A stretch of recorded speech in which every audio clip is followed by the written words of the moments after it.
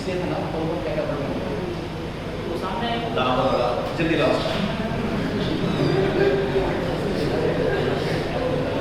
دیکھیے اس ڈرامے میں 6-7 کریکٹرز ہیں, لیکن ہم نے یہاں پر وقت کی قلت اور وہ تمہیں لے پرسنالٹی کے حساب سے لیجیے کلچرل.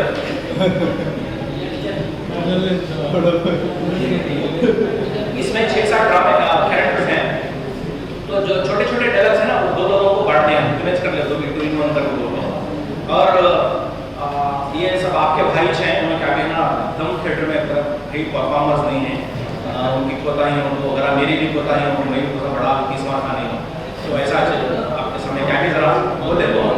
میر صادق طیب پڑھیں گے, پورنیا مصعب پڑھیں گے, عثمان خان نعمان پڑھیں گے, نعمان بلائی. اس کے بعد شہزادے اور نوکر کے رول میں جو ہے نعمان عبداللہ پڑھیں گے.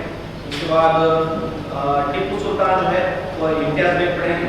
اس کے بعد غلام علی خان کا جو رول ہوگا وہ ہلال قرانی پڑھیں گے. تو لیجیے آپ کے سامنے میوزک نہیں ہے ایسا ہے. یہ جو جس ٹائپ کا ڈرامہ ہوتا ہے نا, یہ رنگ شنکرا کلیان رویندر کلا کھیترا میں بہت سارے ہوتے ہیں, بڑی آئیڈیاز ہوتی ہے صرف ڈرامہ سننے کے لیے, پرفارم دیکھنے کے لیے نہیں. پرفارم کے اندر ٹکٹ دیکھنا پڑتا. ویسے جو شام میں سر کچھ لوگ آتے ہیں چینل بھی کرنے کے لیے, تو مخصوص ایسے سیشنز رکھتے ہیں جس کو نا لوگ بیٹھ کے سنیں.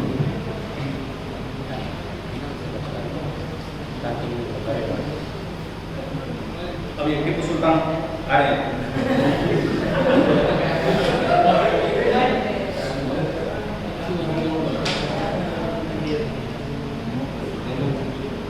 اور میرے ملک میں ہر عقیدے کو ماننے والا اپنی حفاظت اور روزینہ کے لیے مجھ سے وابستہ ہے. جی جناب, آپ کا ہی مناسب ہے. ایک اور کباب لیجیے میرے ساتھ. جی بس شکریہ جناب, کباب بہت ہی لذیذ ہے اور میں حد سے زیادہ کھا چکا ہوں. پورنیا ایک اور سیب لے دو. مہربانی آپ, لیکن میں اور نہیں کھا پاؤں. تم تو جانتے ہو یہ سیب کشمیر سے یہاں دکن میں کامیاب ہے. نامک کو کھاؤ. اس کی بناوٹ اور رنگت کی نزاکت سے ہی نظروں کو ٹھنڈک پہنچتی ہے سلطان.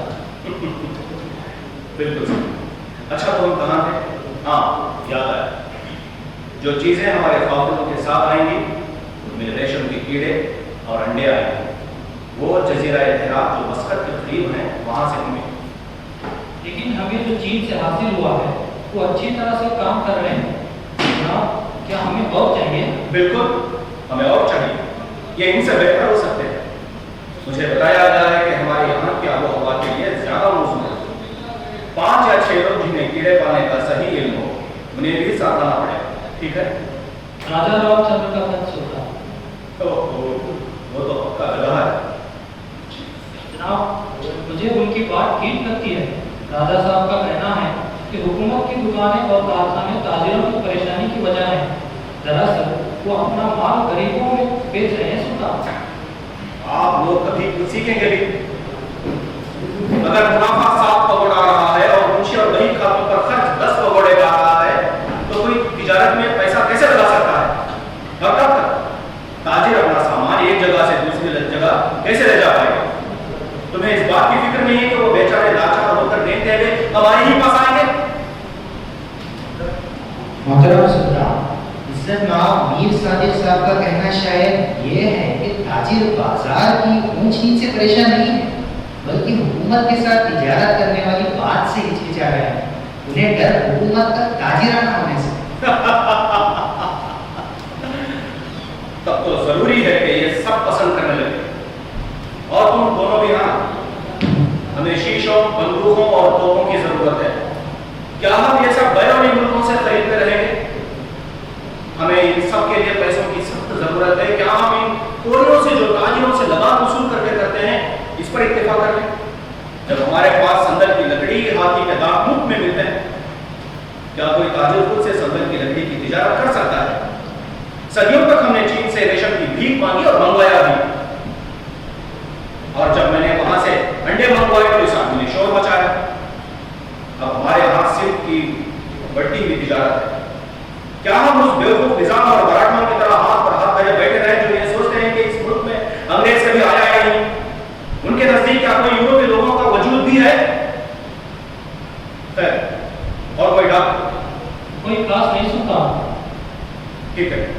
کیا عزت مواب غلام علی خان اور دوسرے سبھی پہنچ گئے؟ وہ لوگ دیوان عام میں انتظار کر رہے ہیں سلطان. یہ ہیں غلام علی خان جو یورپیوں کی طرح وقت کے پابند. انہیں اندر بلایا جائے. اور میرے بیٹے کہاں ہیں؟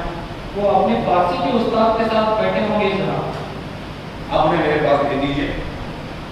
استاد کچھ دیر انتظار کر لیں گے. میں چاہتا ہوں کہ باہر سے آئے ہوئے مہمانوں سے بات چیت کرنے کے دوران میرے بیٹے موجود ہیں. وقت آ گیا ہے کہ انہیں دنیا کے بارے میں بھی کچھ سیکھنا ہے. سلطان کا ایک بار گرن دو. خوش آمدید، خوش آمدید.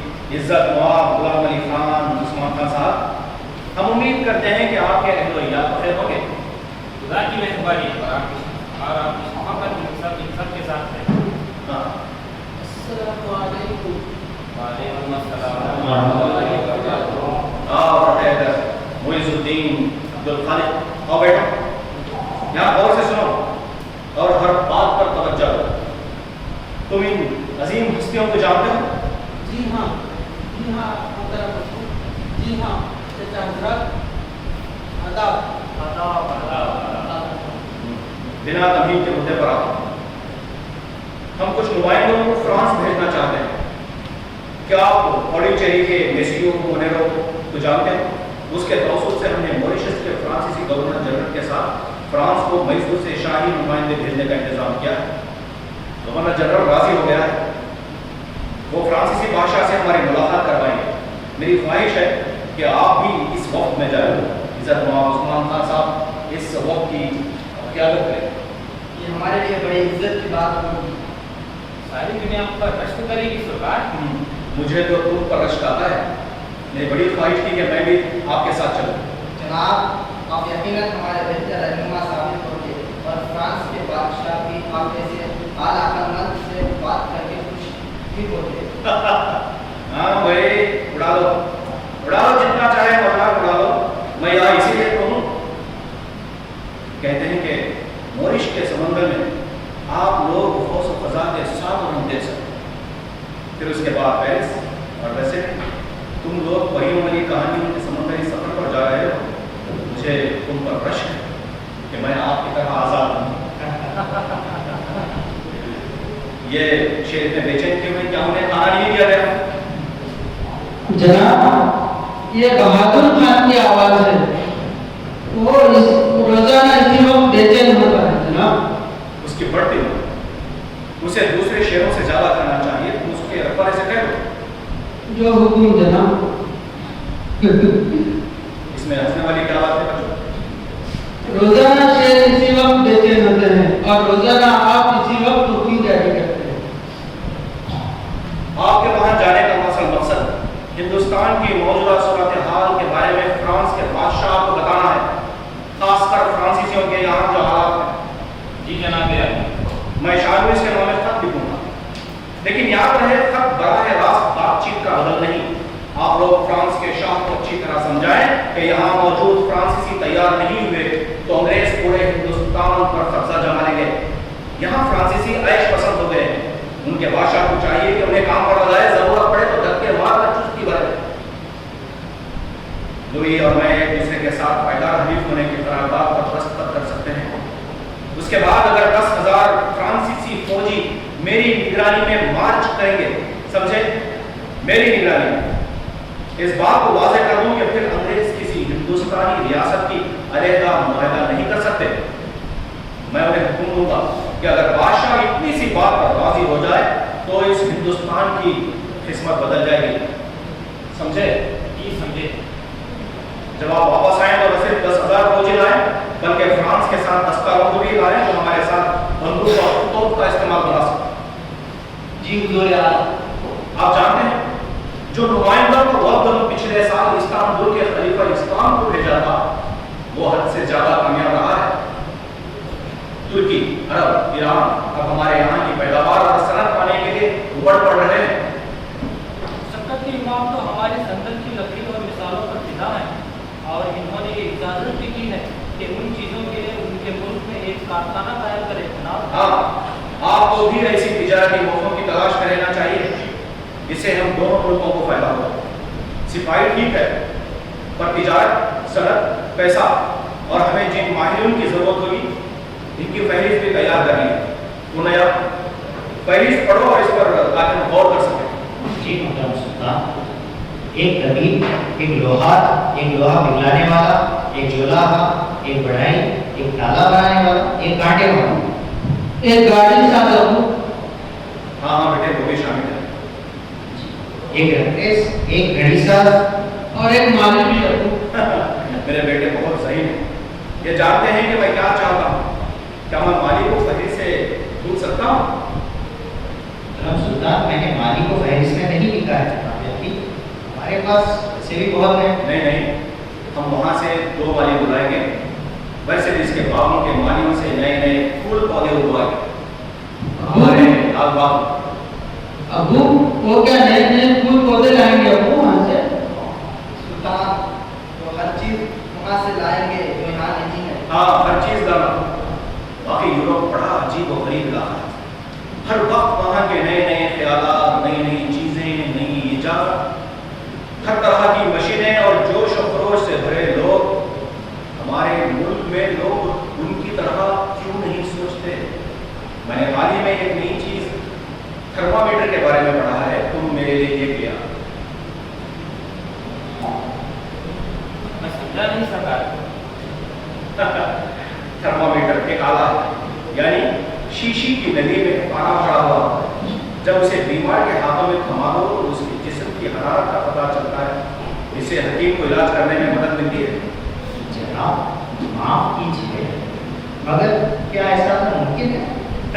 वो शक्की मिजाज दुनिया, इनका मानना है कि दुनिया में जो कुछ भी जाना जा सकता था वो इनके बाप दादा जानते थे, और अब जाने को कुछ बचा ही नहीं।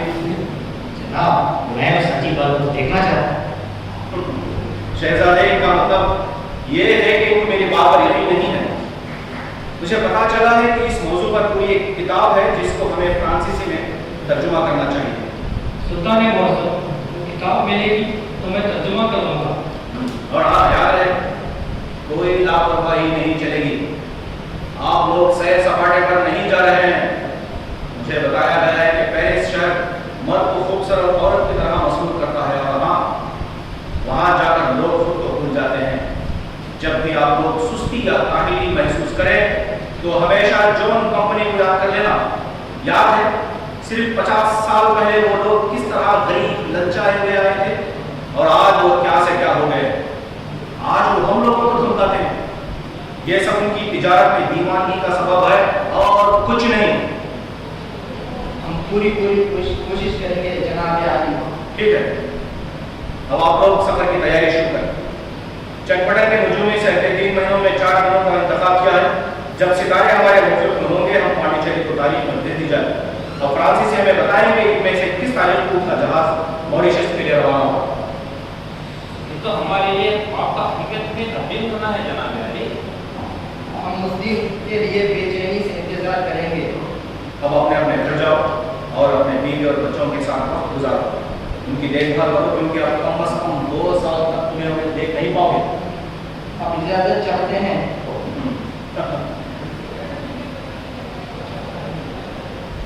बच्चों, तुम्हारा क्या ख्याल है? क्या बुलंद है आपका अबू, हम दुनिया में तो चमका देंगे। क्या मैं भी उनके साथ जा सकता हूँ अबू? और यहाँ तुम्हारी तालीम का क्या होगा बेटे? मैं सफर में पढ़ूंगा। आपके नुमाइंदे सब तो पढ़े लिखे हैं ना, उनसे तालीम हासिल कर लूंगा।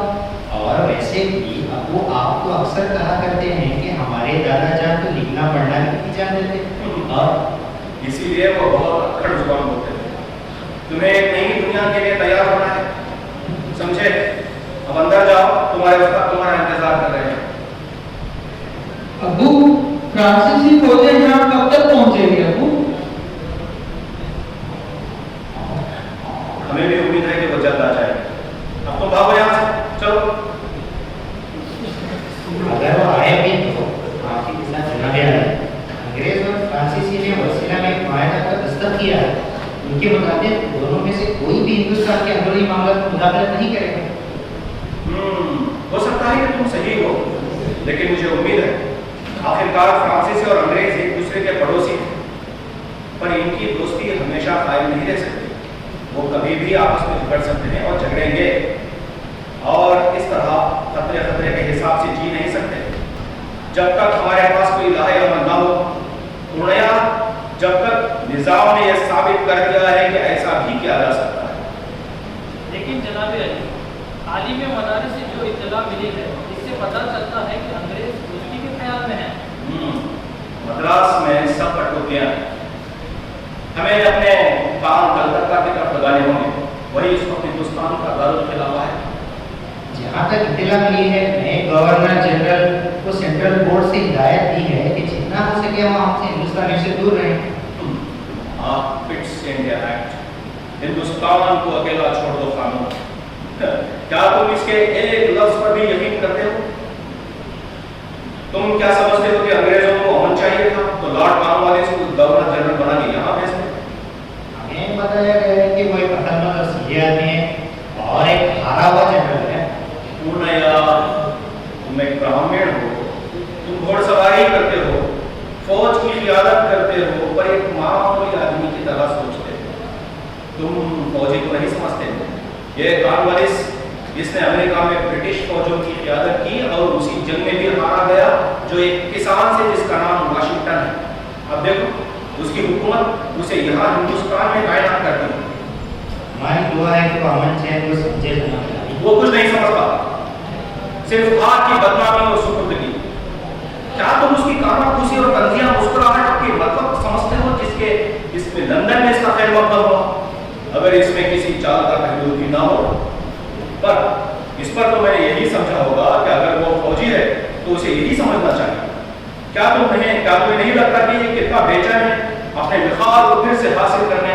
और मुझे यकीन है कि ये अपने बिस्तर पर करवटें बदलता होगा और वो जानता है, मैं भी अच्छी तरह जानता हूँ कि इसे अपने ऊपर लगे दाग को मिटाना है तो सिर्फ एक ही आदमी को मार गिराना है, सिर्फ एक, और वो है टिप्पू सुल्तान।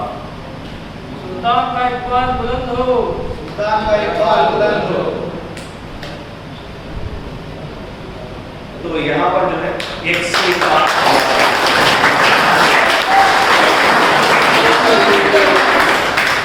जिंदाबाद जिंदाबाद, टिप्पू सुल्तान जिंदाबाद। अब यहाँ खत्म हुआ कल्चरल नाइट। आप सब लोगों ने बड़े इत्मीनान के साथ, बड़े हौस के साथ सुना। आप सब लोगों का शुक्रिया। सीधा यहाँ से लेफ्ट में चलेंगे डिसिप्लिन के साथ। चींटियाँ चलने वालों, चींटियाँ एक के पीछे एक के पीछे एक के पीछे ऐसा चलेंगे, और वहाँ आप बीच में होगी